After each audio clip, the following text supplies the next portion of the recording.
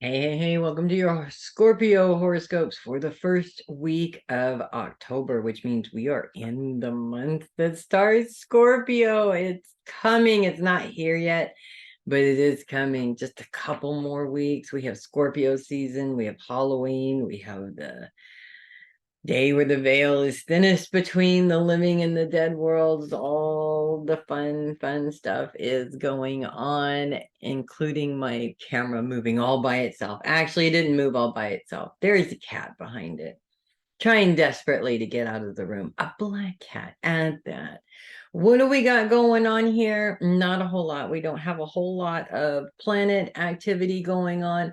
Focus is still on trauma. That is going to change here in the next couple of weeks also. So things are looking up for you guys. We also still have that series influence in your support system playing into what's going on this week. And I feel like this can go one of two ways for you guys, really. In some ways, it has a lot to do with maybe really needing that nurturing influence and just not being able to find it, if that makes sense. Or it could be a nurturing influence that is there, but it's unwelcome, which is kind of weird when you think about it, but not really at the same time. How many of us have difficult relationships with our mothers, for example? When they attempt to be nurturing, it becomes very difficult, right? Get a kitty, get a nurturing kitty. That solves all the problems. Actually, it's kind of a catch-22. I've been in that situation before. I don't have a great relationship with my mother. She's never been a very nurturing person.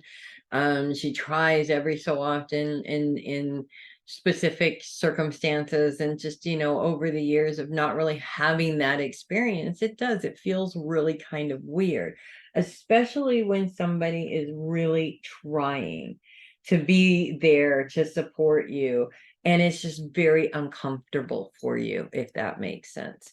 I actually am going to share this with you because I feel that it's relevant. I had or have a friend, I should say, very nice lady. And when my dad passed, I tend to be a hermit. I don't like to be emotional in front of people. It's kind of a private thing for me that nobody else really needs to be a part of.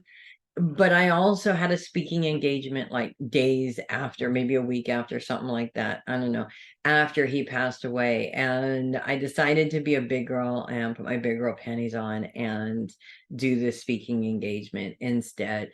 And there was this wonderful person. She's a really good friend of mine, and she was there.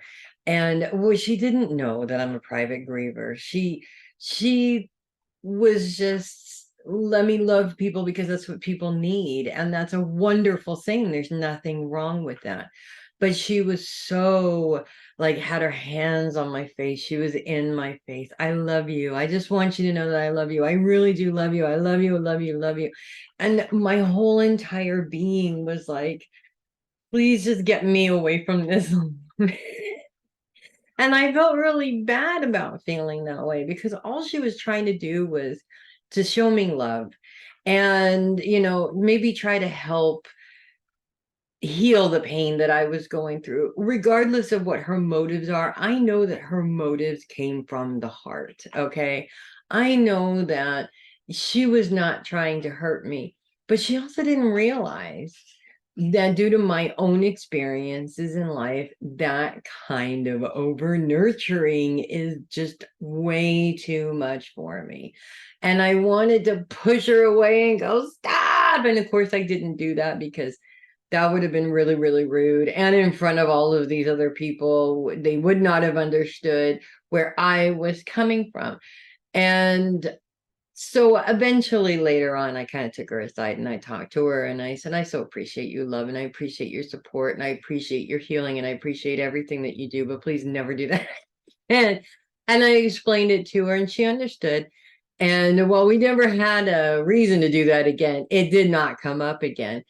People just need to understand where you're coming from sometimes. And I think that we assume too much, that they should just know. And that's not how it works. Nobody knows what you're going through unless you tell them what you're going through. So this also works in terms of wanting that nurturing and searching for it, but not asking for it at the same time.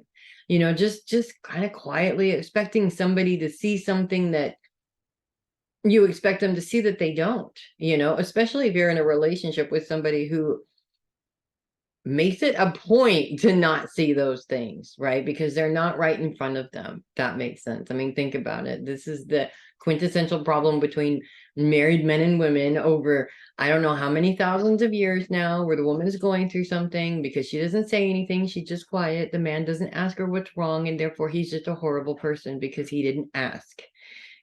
How is he supposed to know unless you tell them? So I feel like a lot of us don't like to ask for someone to take care of us. It's a very uncomfortable thing to ask, would you please take care of me while I'm going through this, whatever it is that I'm going through? It's a really hard thing to do. But if you don't, how do you expect to get the care that you need through whatever it is that you're going through? So that's what I have for you guys this week. If you love your horoscopes, do click the link in the description and send me a coffee. I would appreciate all the support I can get.